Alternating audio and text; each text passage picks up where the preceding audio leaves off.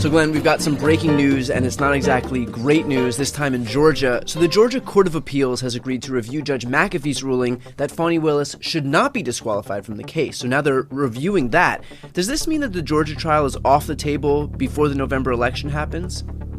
It doesn't mean it's off the table, Brian, but I think the prospects of getting this one tried before the November election are growing a little bit dimmer. So this is a really unusual procedural posture because we all saw that evidentiary hearing play out. It was something of a circus where Donald Trump and company were attacking the prosecutor, District Attorney Fani Willis, for having a relationship with one of her teammates. It was litigated in the full light of day, and Judge McAfee denied Donald Trump and his co-conspirators' attempts to have her kicked off the RICO prosecution that she, D.A. Willis, brought against Trump and company.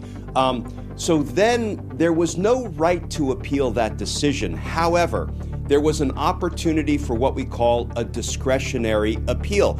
Judge McAfee had to decide whether to grant Trump's motion to appeal the case up to the Georgia Court of Appeals. And Judge McAfee, I'm sure being confident in his ruling, granted Trump's motion. He filed the motion, and just now the Georgia Court of Appeals granted the motion. They're accepting the case for review, so they will be hearing this issue on appeal. Whether Judge McAfee got it right or not, I believe he did. Here is the thing on the timing front. When Judge McAfee granted Donald Trump's motion to even file this appeal in the first instance, he said point blank, I will not stop. I will not stay. I will not pause my trial. We are going to continue to plow forward. We're going to litigate motions. We're going to do everything we need to do in the run-up to a trial date to make sure we are still on the trial track, moving in the direction of a trial. Judge McAfee, in his order, went so far as to say, even if the Court of Appeals grants review of this case, we ain't stopping. That was important. And now that the Court of Appeals has issued its order granting review, the first thing I wanted to do was look at it to see if they said anything about the stay. It's about a sentence or two. Let me read it. They say, upon consideration of the application by Donald Trump for interlocutory appeal, let me just stop there because we hear that word interlocutory all the time. It's not a word that we often use in our everyday conversations. An interlocutory appeal is an appeal that's taken while the trial is ongoing, before the trial is complete. That's all an interlocutory appeal is. Usually, you can only file an appeal after the entire case is over. There's been a conviction, the defendant has been sentenced. That's when you get to begin appealing things. This is a kind of a midstream appeal, an interlocutory appeal. Upon consideration of the application for interlocutory appeal, it is ordered that it be hereby granted, meaning they're going to accept the case for review.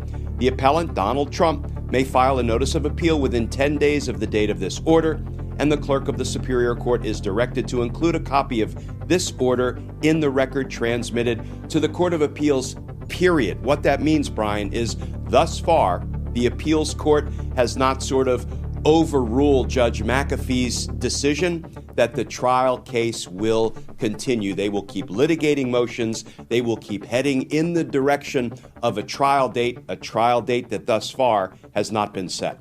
And they were able to do that, just as a quick sidebar, because this wasn't a case dispositive issue as opposed to the Supreme Court, where the D.C. trial had to stop because if the Supreme Court ruled that Trump had presidential immunity, it was case dispositive and the whole thing would have stopped anyway. Is that right? Grasshopper, you have learned the law well. I don't think I need to add to that. That was perfectly put. It's a really unusual case because they're trying to kick the district attorney off. But as you say, it's not case dispositive. Why? Because another lead prosecutor would be appointed and presumably would pick up exactly where Fani Willis left off. So no, it's not a case-ending issue. Now, Judge McAfee will keep moving with these pretrial motions, but do you think he'll get to a place where he runs out of pretrial motions and where the appeal, the delay, actually does stop what could be the start of this trial? Great question. I think the answer is probably no, because we still have 15 RICO defendants pending trial. So the prospect of running out of pretrial issues and motions, unlikely, because these folks will be filing motion after motion after motion, even if they're not meritorious motions, perhaps only to delay matters, right? And as of right now, as I mentioned, we don't have a trial date. The last thing we heard about a trial date was months ago when District Attorney Willis offered to Judge McAfee, I believe August 2nd, urging him to set at least the first trial date for some as of yet undefined batch of defendants, whether it's 2, 3, 4, 6, unlikely to be all 15. I mean, that is a big unwieldy trial. But it has been radio silence on when the first trial date will be set. And there is a chance that this issue that the appeals court has now accepted for review gets resolved in the next couple of months. And really, any trial date that would have been set otherwise, let's say September, for example, might end up being completely unaffected, at least on the timing front. But they can't set a trial date while this case is still being reviewed by the Court of Appeals. I mean, they can litigate these pretrial motions, but they can't actually set a trial date now until this issue is litigated, right? I'm not so sure. I actually think Judge McAfee could set a tentative trial date and say, listen, because it's not case dispositive, either District Attorney Willis will head up this prosecution or somebody else will be appointed to head up this prosecution. But Brian, the team, the prosecution team, the batch of prosecutors who have been working this case all along would probably remain intact anyway. So the judge could set what we often call a provisional trial date. So that means assuming all of the legal issues have been cleared up by the Court of Appeals, we can just go ahead and, convert that provisional trial date into a firm trial date. Glenn, this issue of Fani Willis having an affair was not only adjudicated, but Judge McAfee had even taken extra steps to ensure that it was airtight. Like Nathan Wade, who she had an affair with, is off the case. So why would the Georgia Court of Appeals actually agree to hear this? The only reason I think they took it up on appeal is because even in isolation, setting aside the high-profile nature of the lead defendant, Donald Trump, and frankly, many of the other defendants like Rudy Giuliani, former chief of staff to the president Mark Meadows, corrupt high DOJ official Jeffrey Clark, and others, it's not surprising that the Court of Appeals would want to kind of put its stamp of approval or disapproval, if they disagree with the way Judge McAfee resolved it, kind of put their stamp of approval on what is unusual litigation in the first instance. And then the remedy that Judge McAfee put in place, as you just noted, It was an either or. Either D.A. Willis can remove herself from the case, she was one half of this ill-advised relationship, or Nathan Wade, the other half of the relationship, can remove himself from the case. And Nathan Wade, almost immediately after Judge McAfee handed down his ruling, he quit the team. He said, I'm out. I don't want to interfere. And the thing is, it's going to be really challenging for the Court of Appeals to go back now and potentially undo that if they think Judge McAfee's decision suffers from some, legal infirmity or deficiency. Really hard to kind of untie that knot. So I do think at the end of the day, the Georgia Court of Appeals was probably so interested in this issue, they wanted to take it up, even if they're not going to grant any relief to Donald Trump. But I think undoing Judge McAfee's ruling is unlikely to happen for both legal reasons and ultimately for practical reasons. We haven't seen any movement in this trial, which you alluded to before. Why do you presume that is? Because in the other cases, they're at least trying to go to trial. I mean, Manhattan is on trial right now. D.C. is just waiting on the Supreme Court, who, is in the pocket of Donald Trump. Florida, it would go to trial, but it's being purposefully caught and killed by Judge Cannon. So why isn't there any forward movement? Is it just by virtue of the sheer number of defendants in this case? That would be my kind of informed speculation. It's such a big, unwieldy case. I've always kind of drawn the comparison and the contrast between what Jack Smith decided to do in D.C., indict only Donald Trump and leave everybody else as unindicted co-conspirators, undoubtedly to be indicted in the future. So that case was built for speed. Of course, the Supreme Court has, at least thus far, caught and killed that one, or at least put it on life support, and we're waiting for the Supreme Court to make its decision about whether a president is king and has absolute immunity against prosecution, make its decision, and hopefully return it to Judge Tanya Chutkan in D.C. so she can get that case to trial. But that case in D.C. was built for speed, even though it's bogged down at the moment. But the case in Georgia was built as a comprehensive vehicle to hold accountable all folks who committed crimes in violation of Georgia state law. And Fani Willis indicted 19 criminal associates, co-conspirators, co-defendants. So two very different approaches. They both, have reasons to recommend them. But I have to believe it's the sheer number, the sheer volume, including the number of motions that are still being litigated, that has bogged the case down in part and led Judge McAfee to thus far not even set a first trial date for perhaps a group of, 2, 3, 4, or 5 of the co-defendants. That I am surprised about. I think in the coming weeks, though, fingers crossed, we may be in a position to have at least one initial RICO trial date set down in Georgia. Glenn, I'm gonna channel the frustration of some of our viewers here and ask, how do you retain trust in a system when day after day we are seeing how broken, how overtly partisan it is? Because there's really no reason for the Georgia Court of Appeals to take this issue up. I mean, it was adjudicated to within an inch of its life by Judge McAfee, just like there was really no reason for the Supreme Court to take up the issue of presidential immunity and whether or not Donald Trump is a king, and yet they both did. And I'm tired of the courts being treated as these righteous institutions that are above the fray of politics, when honestly so many of these judges are just Jim Jordans in robes. It's hard to retain confidence in a system that I worked inside of for 3 decades. I try to look for the silver lining. I try to kind of pull back and take that 30,000-foot overview of what's going on.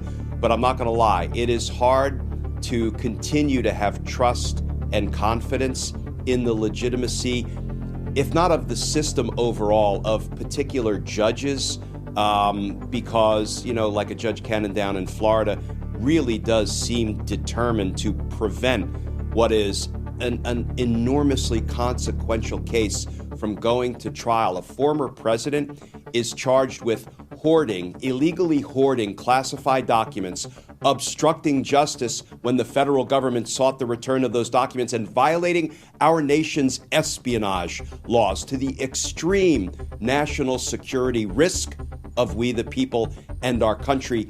And look at what Judge Cannon is doing with that case. It is hard to maintain trust and faith and confidence in the system. Here's what I'll say. One of my favorite sayings is Martin Luther King Jr.'s, "The arc of the moral universe is long, but it bends toward justice." And I believe that to my core. And I think when you pull back from the day-to-day frustration, you do see that arc of the moral universe bending toward justice.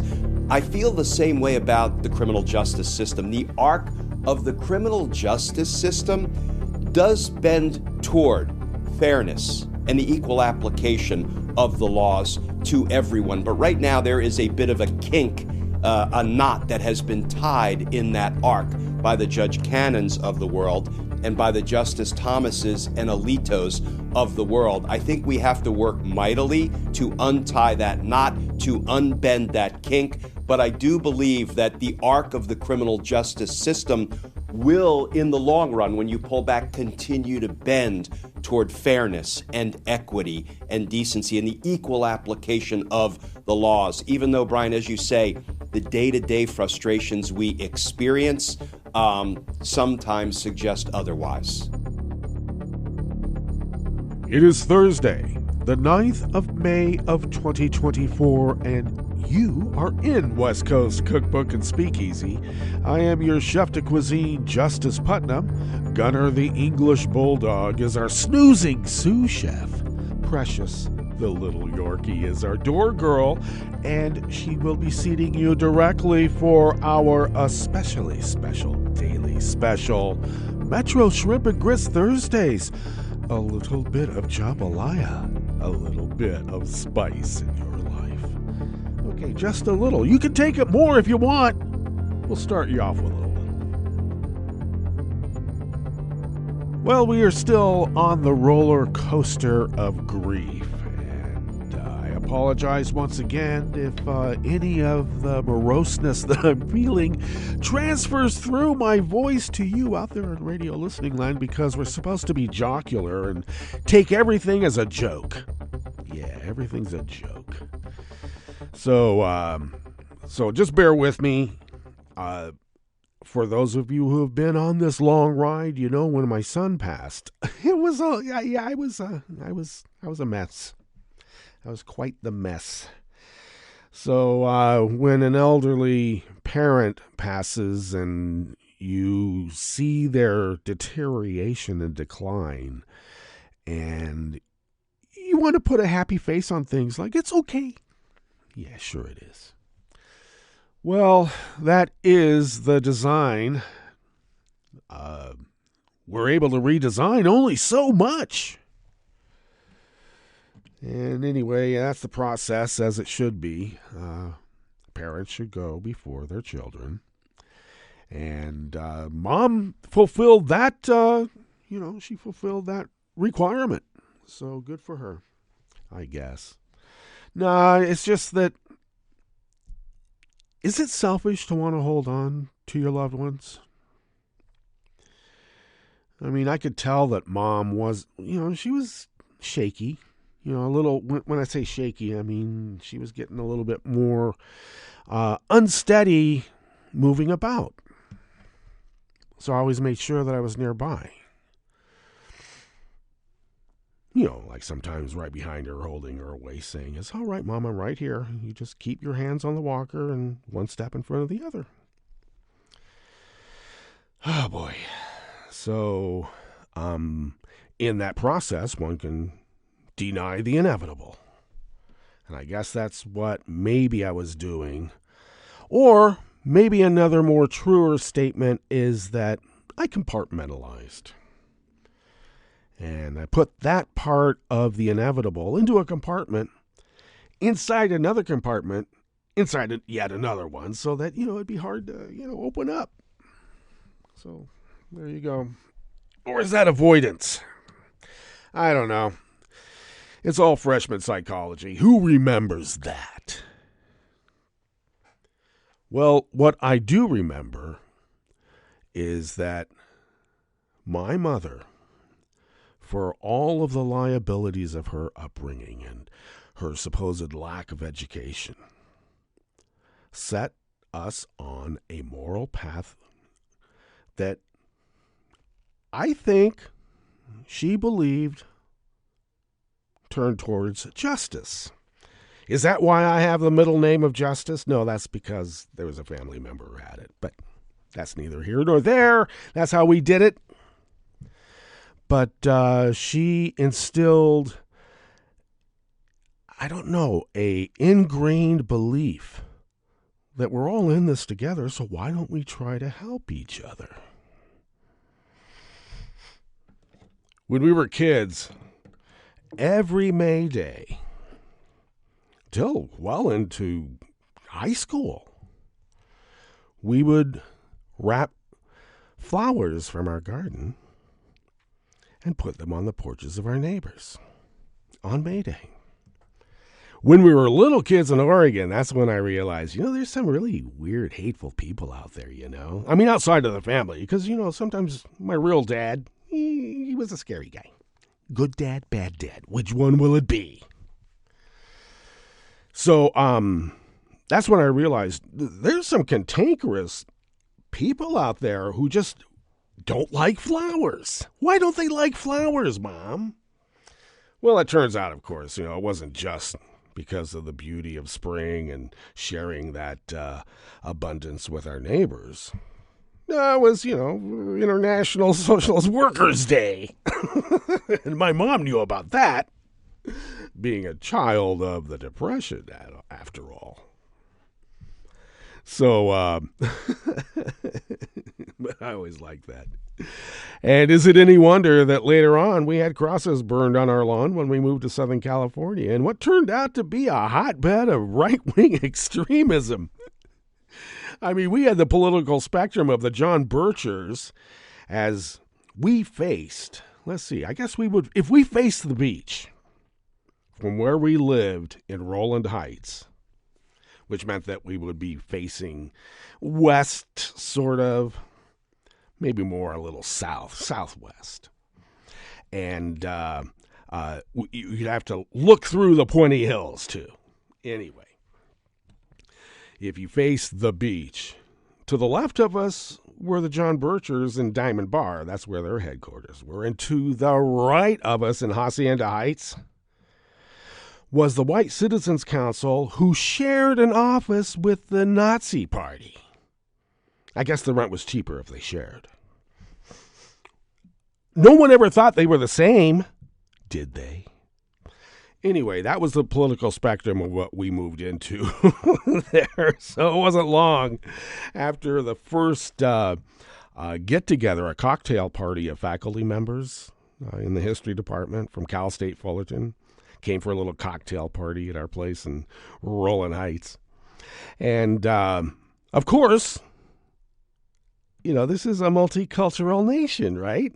And what is more or less multicultural than an academic setting? So, of course, my dad's colleagues came from around the world and around the country.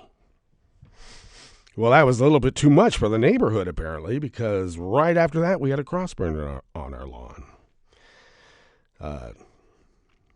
Learned about the flaming bags of dog shit that people would put on people's doorsteps, so you open it up and then you start to stamp it out, and then it's got a bunch of dog shit in it.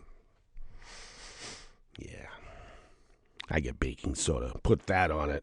Takes down the smell and puts out the fire. Okay. Anyway, Mom taught us well. There are hateful bigots out there, and don't let them get you. Keep doing what is right. Sometimes that might be mocking them. Here, have some flowers. Mellow out, Francis.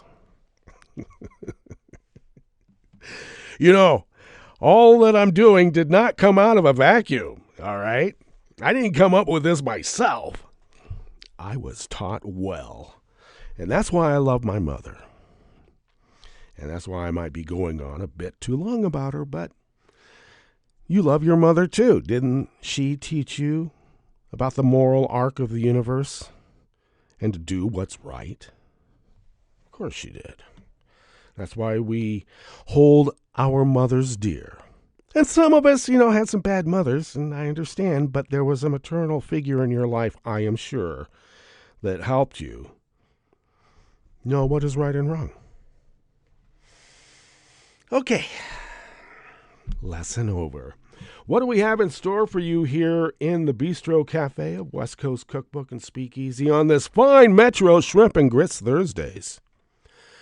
Well, yeah, the Georgia Court of Appeals. I wonder how many people from the Federalist Society and Heritage Foundation are a part of that. I can only imagine.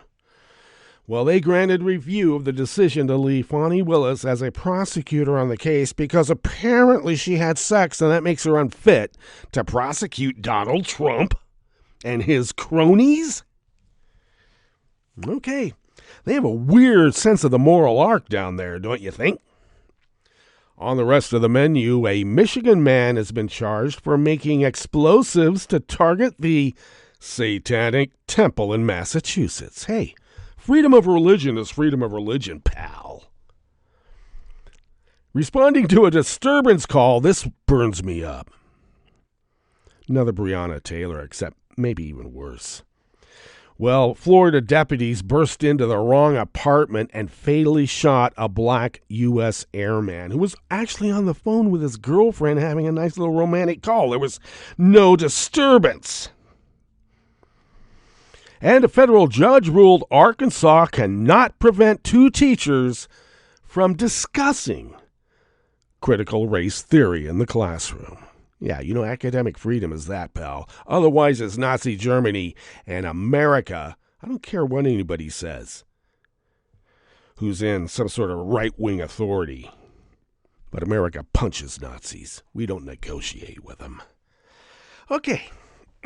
Got that off my chest. After the break, speaking of which, we move to the chef's table where another German politician was violently attacked by a right-wing extremist that required that German politician to seek treatment at a Berlin hospital. Oh, and in a prediction of what's to happen here, Mexico was hit by hours of rolling blackouts due to high temperatures and low power generation. They don't have enough solar or wind. All that and more on West Coast Cookbook and Speakeasy. Bon appetit.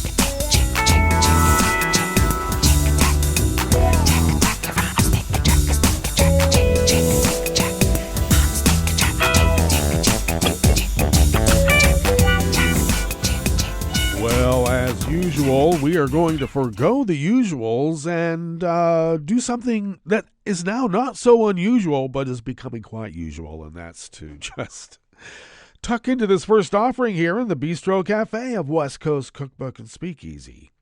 And it comes from the hardworking staff at the Associated Press. A Michigan man carrying explosives traveled to Massachusetts in 2023 and later said he wanted to blow up a building in Salem known as the Satanic Temple. According to a federal indictment, Luke Terpstra was charged in western Michigan with 2 felonies, transportation of an explosive and possession of an unregistered explosive. You have to register your grenades? What do they mean by that? Let's see. The indictment was filed, on Tuesday. Tapstra, age 30, of Grant, Michigan, is being held in the Newaygo.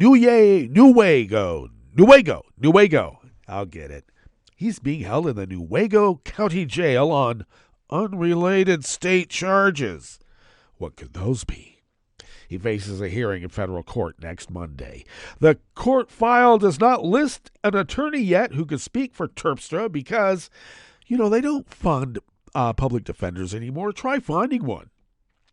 The Satanic Temple in Salem says it does not believe in Satan, but describes itself as a non-theistic religious organization that supports secularism.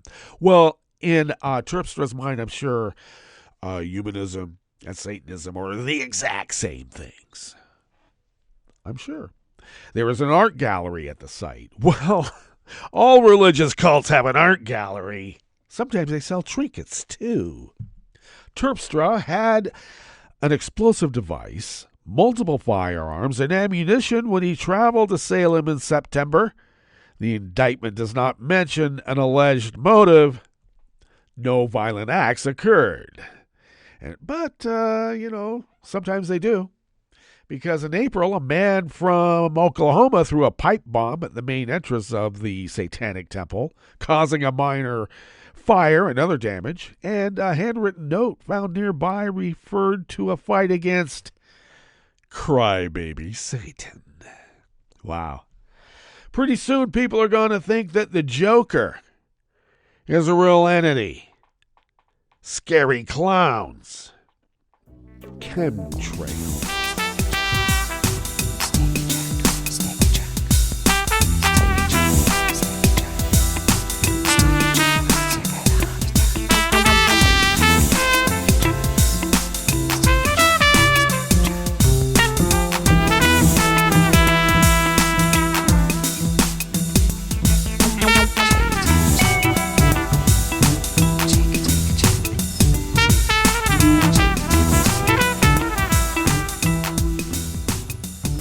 Offering here in the Bistro Cafe of West Coast Cookbook and Speakeasy. Deputies responding to a disturbance call at a Florida apartment complex burst into the wrong unit and fatally shot a black U.S. Air Force airman who was home alone when they saw he was armed with a gun. An attorney for the man's family said yesterday, Wednesday, Senior Airman Roger Fortson, age 23, was based at the Special Operations Wing at Hurlburt Field, was in his off-base apartment in Fort Walton Beach when the shooting happened on May 3rd. Civil rights attorney Ben Crump said in a statement that Fortson was on a FaceTime call with a woman at the time of the encounter. According to Crump, the woman, whom Crump did not identify, said Fortson was alone in his apartment when he heard a knock at the door. He asked who was there, but did not get a response.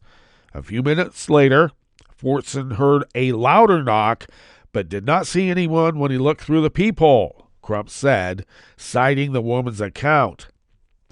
The woman said Fortson was concerned, went to retrieve his gun, which was legally owned. As Fortson walked back through his living room, deputies burst through the door, saw that Fortson was armed, and shot him 6 times. The woman said Fortson was on the ground saying, "I can't breathe," after he was shot. Fortson died at a hospital. The deputy involved in the shooting was placed on administrative leave pending an investigation. The woman said Fortson was not causing a disturbance during their FaceTime call and believes that the deputies must have had the wrong apartment, Crump's statement said.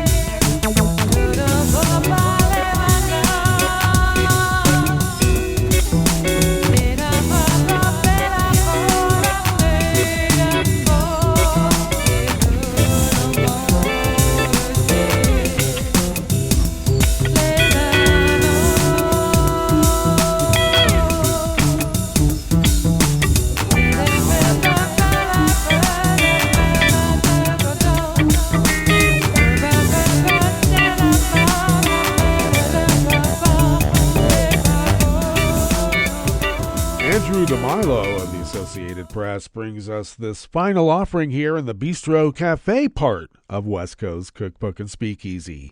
A federal judge has ruled Arkansas cannot prevent 2 high school teachers from discussing critical race theory in the classroom, but he stopped short of more broadly blocking the state from enforcing its ban on indoctrination in public schools.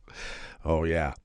U.S. District Judge Lee Rodofsky issued a narrow preliminary injunction against the ban, one of several changes adopted under an education overhaul by that intellectual stalwart Sarah Huckabee Sanders, who had signed into law last year. Editorializing is all me, of course, you know.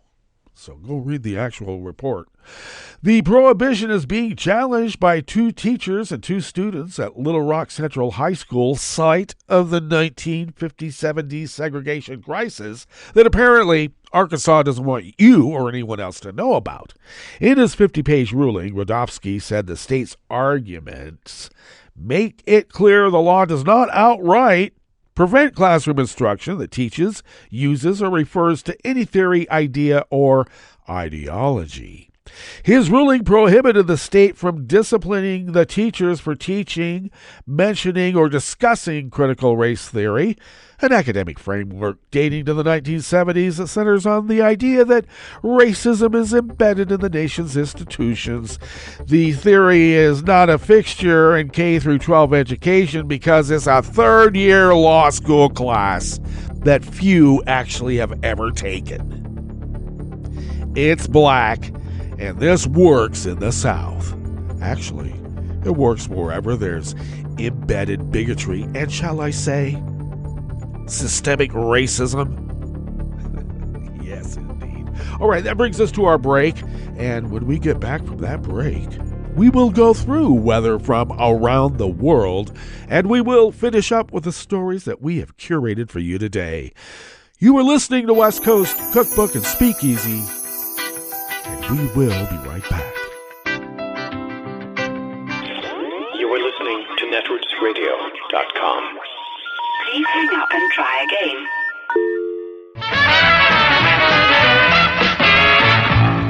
From a point at sea to the circles of your mind, a new force is at work for planetary transformation. New radio for a new Earth.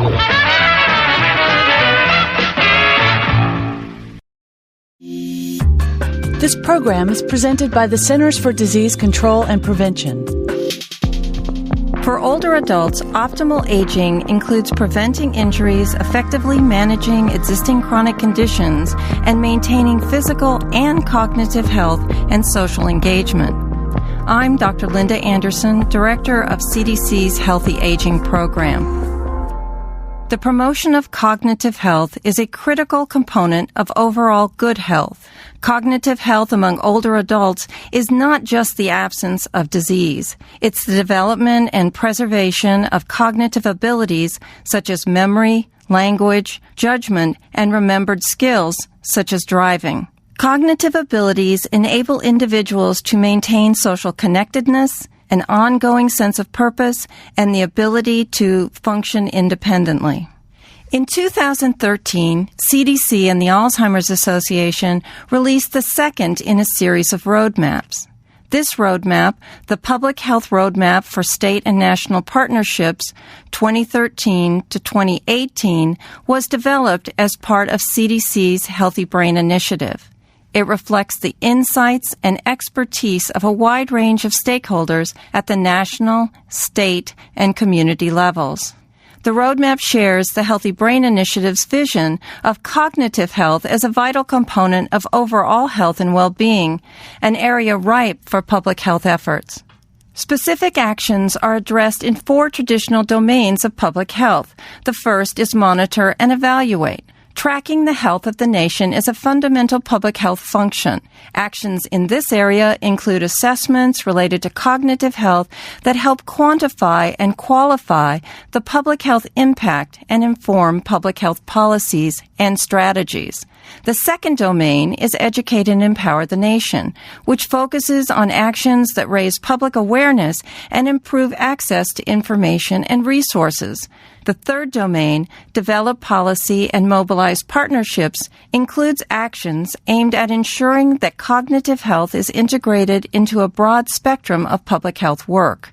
The fourth area, Assure a Competent Workforce, focuses on preparing public health professionals to translate current and emerging findings on cognitive health into effective public health practice. This roadmap provides a solid foundation for the public health community to anticipate and respond as new scientific discoveries related to cognitive health emerge. Public health agencies and partners are encouraged to work together on actions that best fit their mission, needs, interests, and capabilities. For more information, please visit cdc.gov/aging/healthybrain. For the most accurate health information, visit www.cdc.gov or call 1-800-CDC-INFO.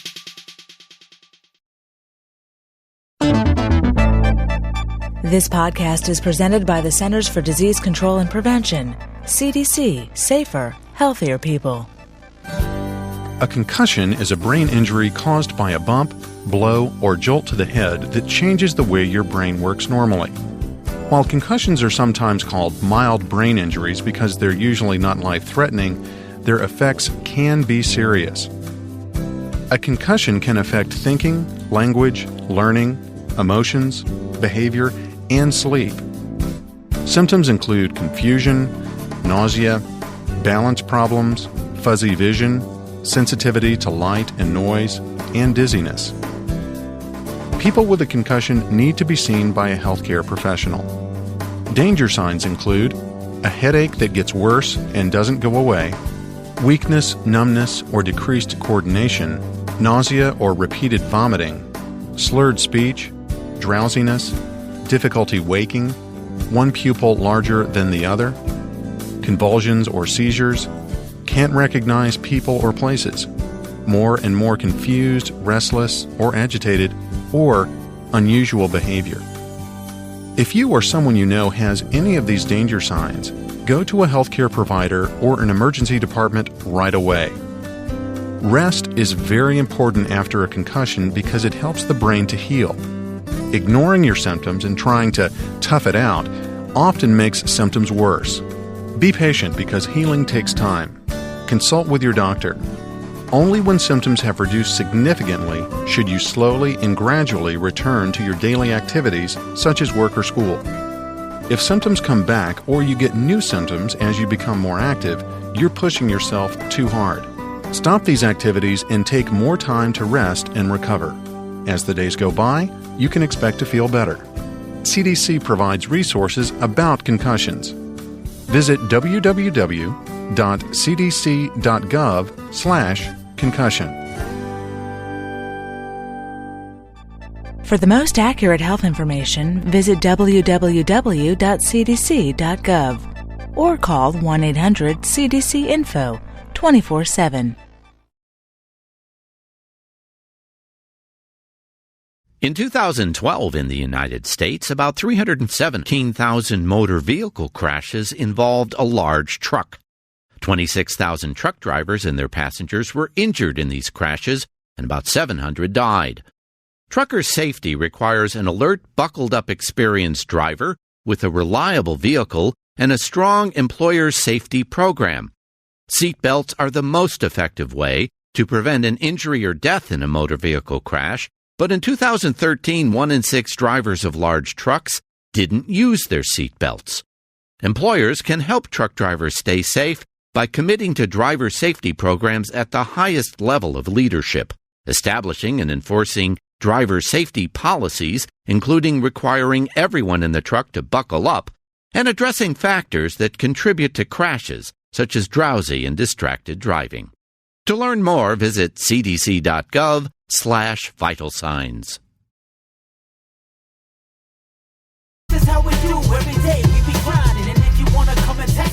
If you love them enough to turn off your music and pretend like their music is your music. Ah, this is Mommy's jam.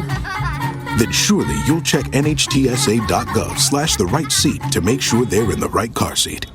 Let's play it again. Check today at nhtsa.gov/the right seat. Brought to you by the National Highway Traffic Safety Administration and the Ad Council.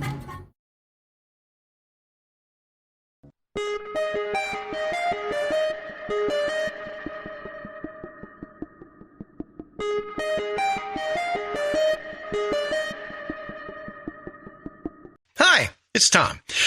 Could we humbly suggest your donation to netrootsradio.com? All we've got to run this 24-hour powerhouse of progressive resistance radio is what comes out of our own wallets. And you are our biggest donor. And it doesn't take much, $3, $5. Just go to the bottom of our netrootsradio.com page and hit our secure donate button.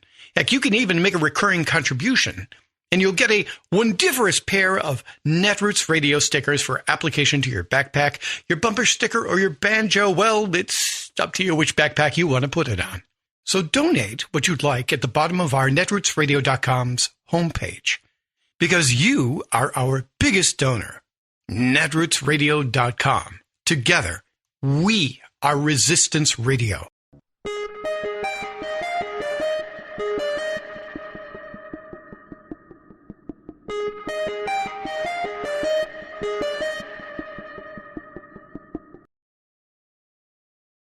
You're listening to the American Democracy Minute, keeping your government by and for the people. Today we're looking at a principle called the Gingell's test that federal courts use when determining whether a gerrymandered redistricting map is a violation of the 1965 Voting Rights Act.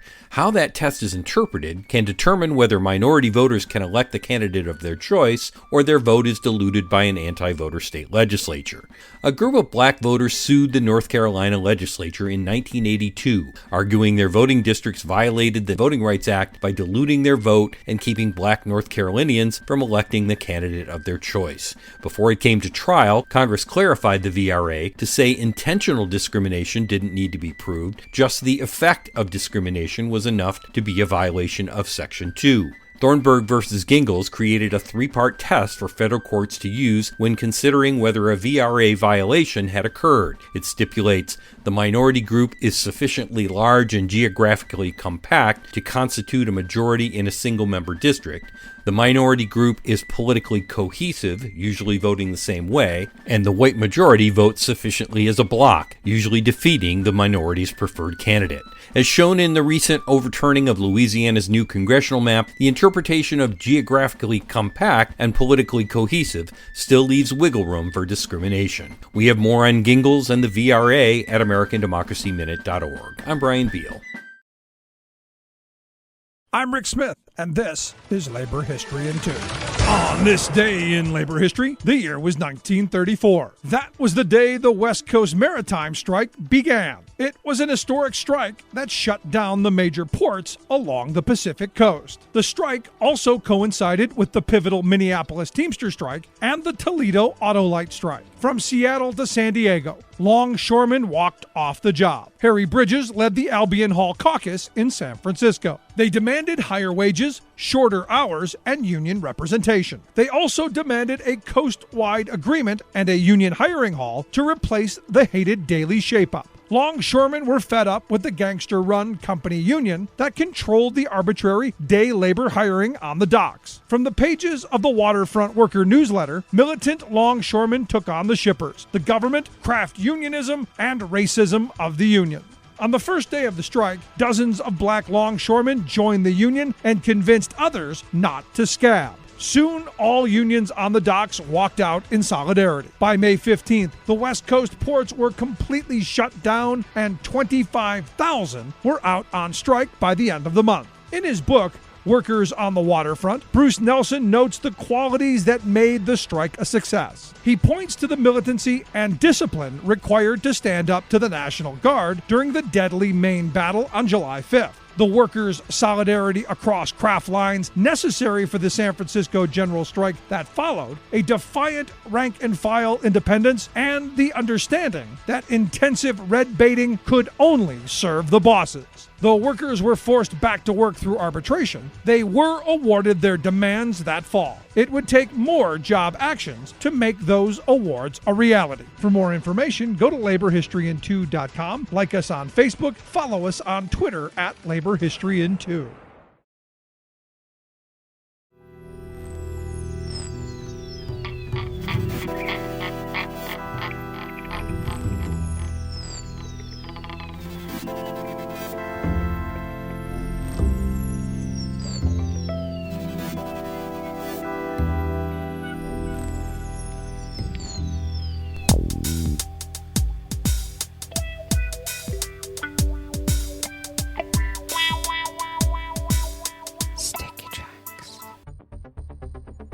Thank you for accompanying us here to the chef's table at West Coast Cookbook and Speakeasy Metro Shrimp and Grits Thursdays.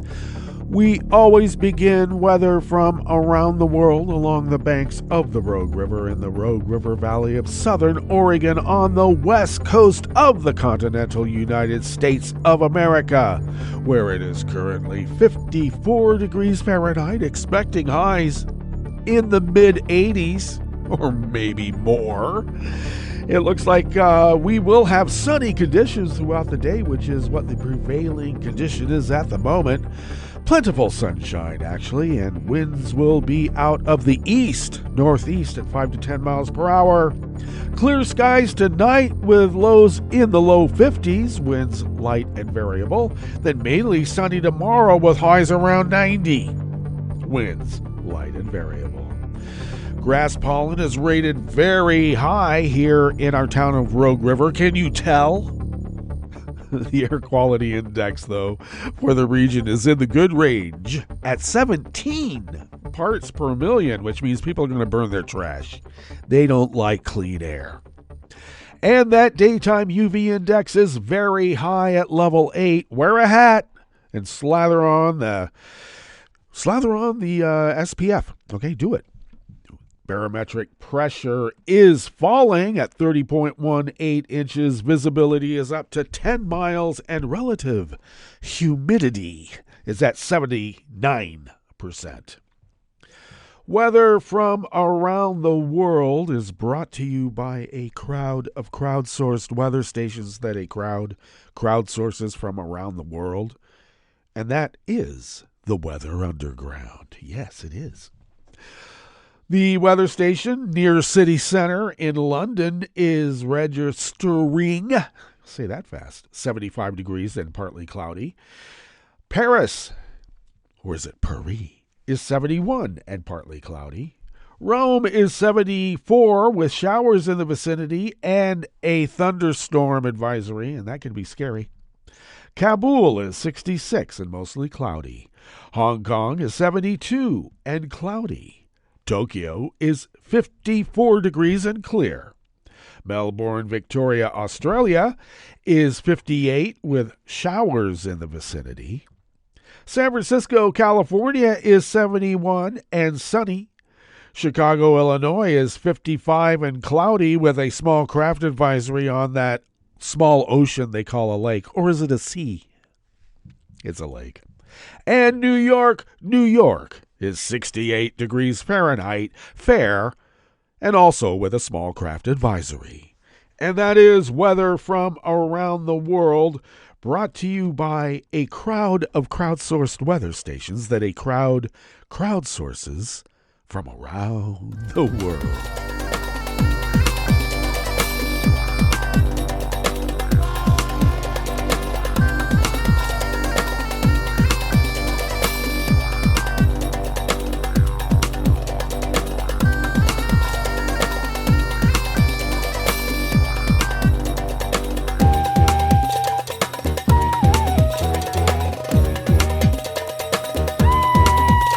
Kirsten Grieshaber of the Associated Press World Desk brings us this first amuse-bouche here at the chef's table at West Coast Cookbook and Speakeasy.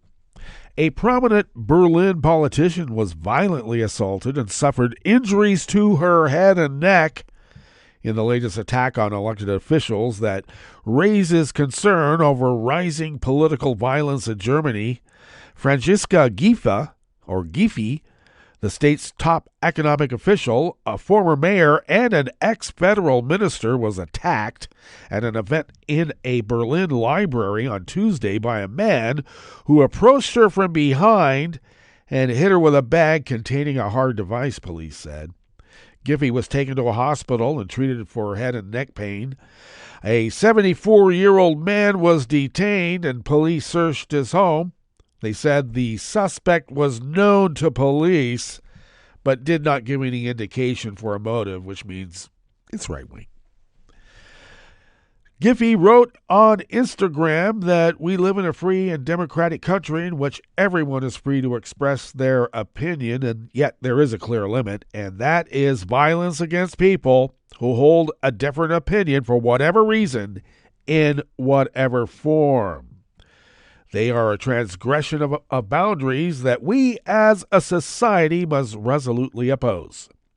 Later on yesterday, Giffey, protected by several bodyguards, told reporters at a public event in Berlin that she was feeling fine, but that we also have to make it possible for us to live in a country where those who bear social and political responsibility can move freely. Last week, a candidate from the party of Chancellor Olaf Scholz was beaten up in the eastern city of Dresden while campaigning for next month's election for the European Parliament and had to undergo surgery. Police detained 4 suspects between 17 and 18 and said that the same group had apparently attacked a Greens Party worker minutes before they attacked Matthias Eck. At least one of the teens is linked to far-right groups. Also on Tuesday, a 47-year-old Green Party politician was attacked by 2 people while putting up posters in Dresden. The incidents have raised political tensions in Germany. Both government and opposition parties say their members and supporters have faced a wave of physical and verbal attacks in recent months and have called on police to step up protection for politicians and election rallies.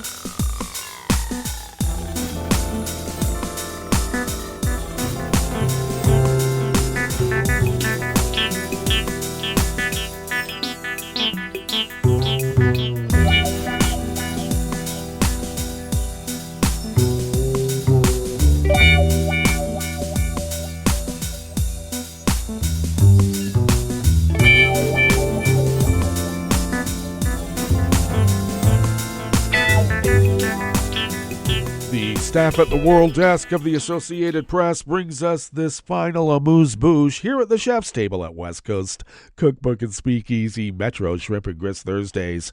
Mexico was hit by hours of rolling blackouts late Tuesday due to high temperatures and temporary drops in electrical power generation. The government's National Center for Energy Control said the blackouts lasted a total of about 5 hours, though it was likely less for individual customers because it was a rolling blackout distributed around the country. The center said the largest power cut affected about 5% of customers and lasted about 4 hours. The larger blackout was partly caused by a spike in power demand in the early evening when many Mexicans arrive home and turn on their television sets, their fans, and air conditioners. Mexico has broken several high-temperature records this year, with a third of the country expected to reach 113 degrees Fahrenheit. Greater Mexico City, where 1/6 of the population lives, reached a high of 92 degrees yesterday, Wednesday. Mexico City, located in a high mountain valley and usually cools down at night, but that has not been happening much this year. Power generation has also dropped unexpectedly due to other reasons, including lower output from hydroelectric dams, which have been affected by drought, and clouds affecting solar power.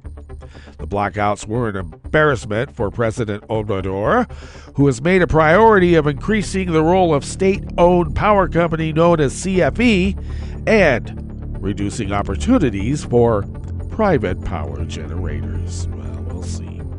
That brings us to the end of our broadcast period for the day, but you do know Netroots Radio broadcasts on, and we will meet up here tomorrow for Blue Moon Spirits Fridays.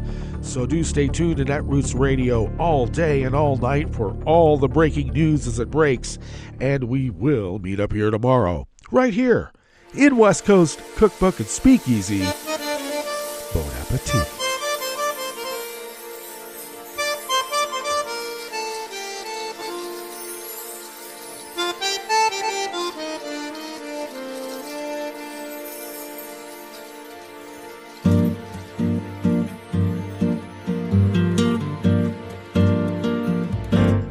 Je voudrais du soleil vert, des dentelles et des théières, des photos de bord de mer, dans mon jardin d'hiver.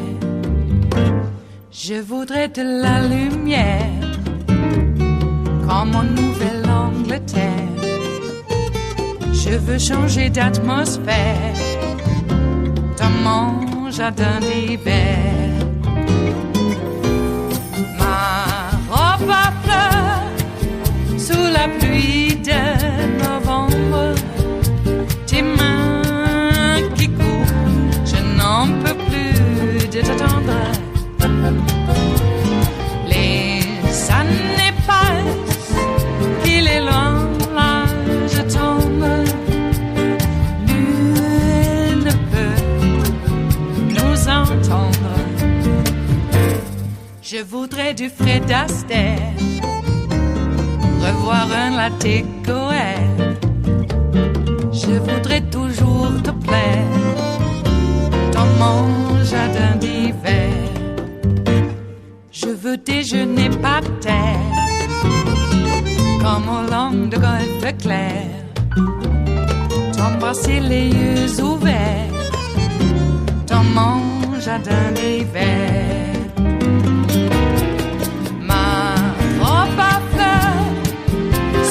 Pluie de novembre, tes mains qui courent, je n'en peux plus de t'attendre.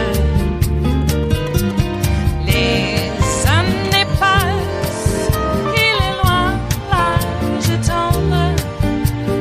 Nul ne peut nous entendre. Ba-da-da-dum-di-da-dum. Ba-da-da-dum-di-da-dum. Ba-da-da-dum-di-da-dum. Dans mon jardin d'hiver. Ba-da-da-dum-di-da-dum. Ba-da-da-dum-di-da-dum.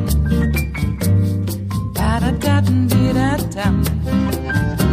Dans mon jardin d'hiver. Dans mon jardin d'hiver. Dans mon jardin d'hiver.